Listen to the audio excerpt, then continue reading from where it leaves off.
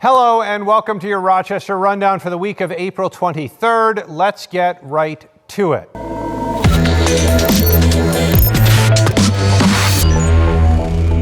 Former Minneapolis police officer Derek Chauvin was found guilty on all charges in the death of George Floyd this week. Floyd's death last May sparked protests around the nation and right here in Rochester.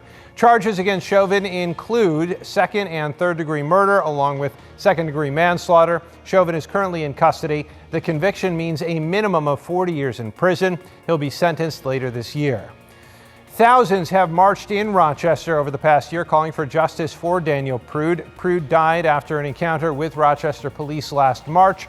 His brother, Joe, fought for months for officers involved in Daniel Prude's death to be convicted, but a grand jury ultimately voted to not indict any of the officers. Joe Prude says the Chauvin verdict shows justice was possible. I think it's a good start to show that, they is trying to make a change, but like I said, I'd have loved to have that. I'd have loved that on my behalf, but it's something that I know I can't stop fighting for, though. I got to continue to go in and keep marching for my brother. New York Attorney General Letitia James released the transcripts of her office's investigation into Daniel Prude's death last week.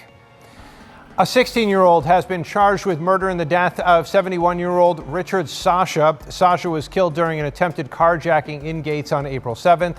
Edgar Talentino has been charged with murder in the second degree. He's currently being held without bail. His next court date is scheduled for Wednesday.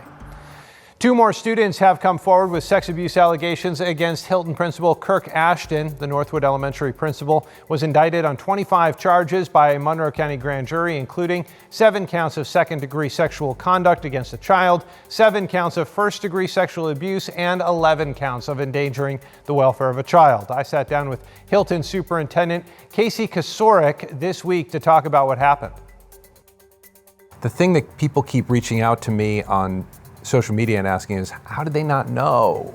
The reality from looking at the research and speaking to the experts in the community is often these are folks that we trust, that we care about, that we even love, and they position themselves in a very strategic and manipulative way to take advantage of people. You can see the full interview over at rochesterfirst.com. Ashton, meanwhile, remains on paid administrative leave, and he's currently being held at the Niagara County Jail.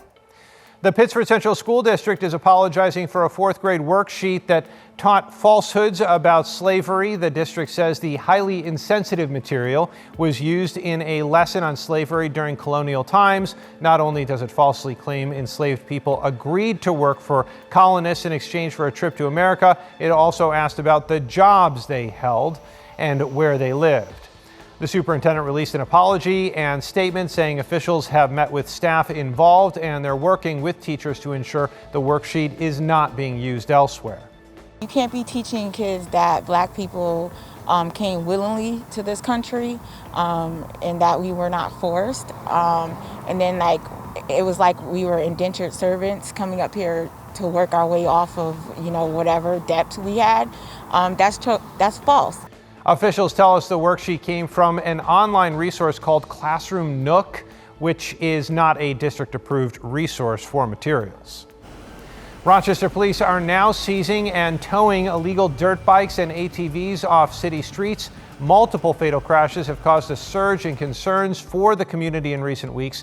Police tell us the illegal dirt bikes and ATVs were seized and towed on public streets during a targeted law enforcement detail Monday, and they say they plan to continue carrying out those targeted details in the coming weeks. You no longer need an appointment to get a COVID-19 vaccine at Monroe County-run vaccination sites. County officials made that announcement in a briefing Thursday. Monroe County is seeing a plateau in COVID cases, but health officials say people under 40 continue to drive the number of cases in the area. The age group has also seemed more reluctant to get the vaccine.